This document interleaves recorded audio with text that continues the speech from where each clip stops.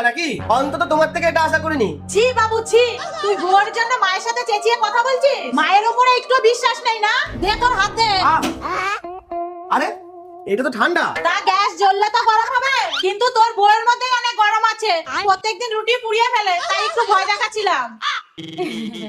সব জায়গায় আমাকে অসম্মান করতে ভালো লাগে, তাই না? আজকে যদি রুটি পড়ে তাহলে? কই গা মহারানী, রুটি করতে এত সময় লাগে? খেতে দাও। মাই যে বৌমা আজকেও? মা চুপ চুপ, একটা ইম্পর্টেন্ট ফোন এসেছে, কথা বলে নি। ইরে কেমন আছিস? এই তুই আমার সব থেকে কাছের বান্ধবী রে, আয় এসে শেষবারের মতো দেখে যা। জানিস এই বাড়িতে কত অত্যাচার হচ্ছে আমার উপরে, আজকে গরম